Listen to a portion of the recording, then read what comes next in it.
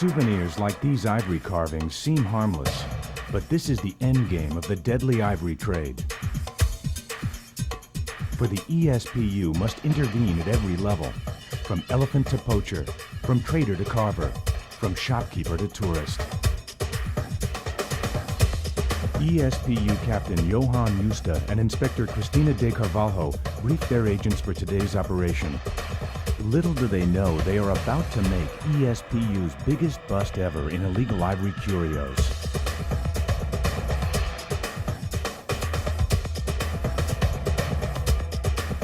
The raid goes down at the Victoria Street Market, where it's business as usual.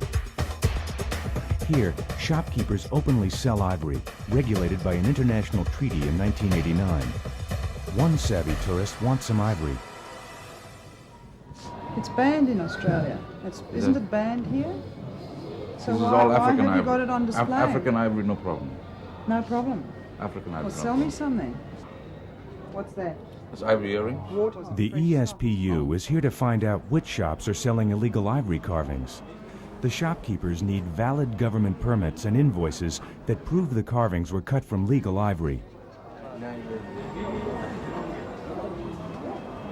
Christina leads the raid on the first shop.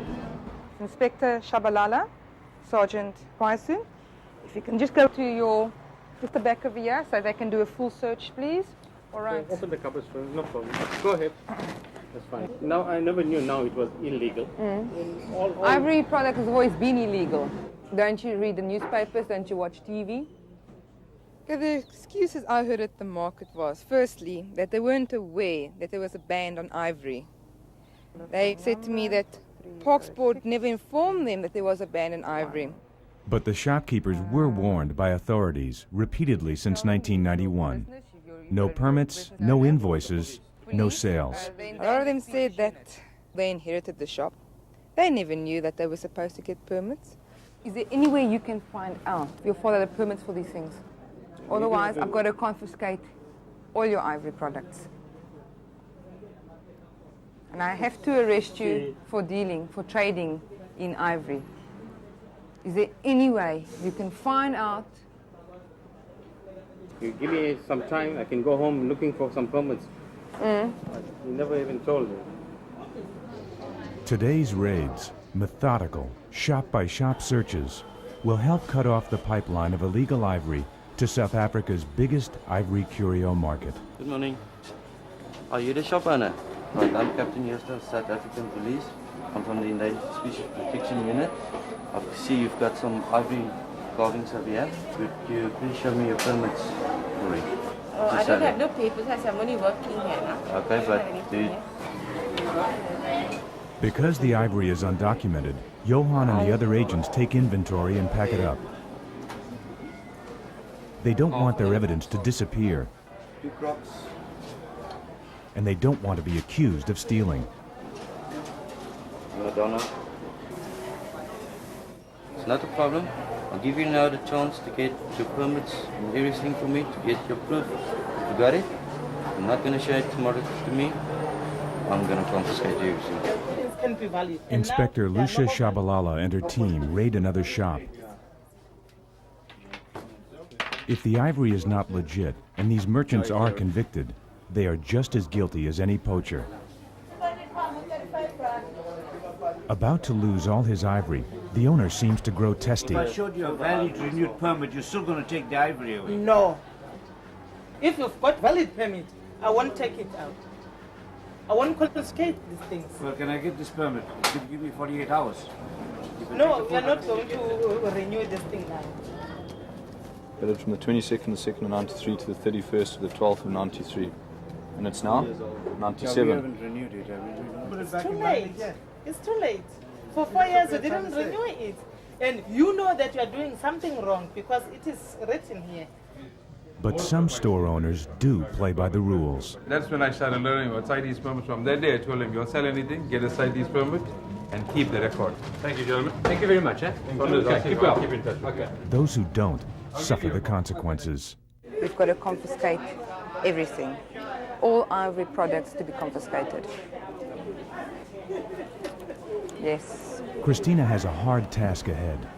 All right, so if I can just speak to you. After phoning the authorities, she knows that this shop owner has no permits and will lose his ivory. I just started confiscating every ivory item in his shop, starting from one cabinet, moving right through to the shop, but making notes of everything. One account, please. He was very helpful, assisting me packing the ivory products. He even organized boxes so that we could pack the things, even paper to cover it so it doesn't damage it or anything like that. By cooperating, the store owner hopes he will get his ivory back. And the more we confiscated, the unhappier he became. His wife came to me and says to me, "This is my living. How are we supposed to live? How are we supposed to make an income?" But Christina can't let her feelings get in the way. ESPU agents must enforce the law, even if that means the curio store owners may lose their ivory, their livelihood, and perhaps even their freedom.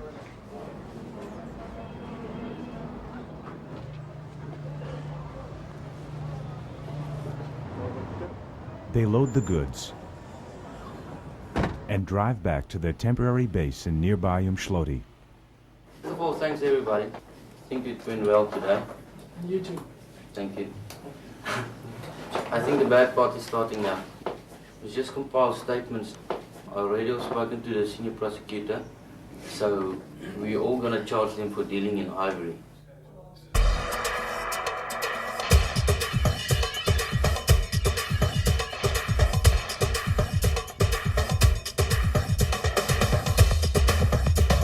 Penalties in this case is 100,000 for 10 years, plus 3 times the value involved.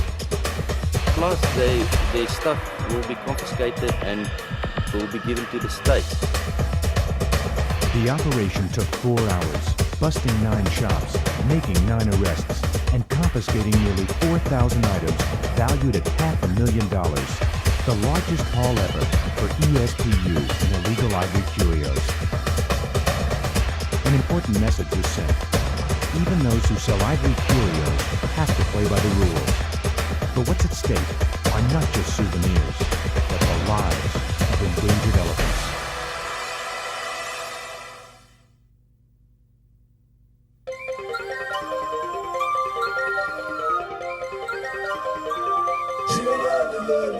Yeah,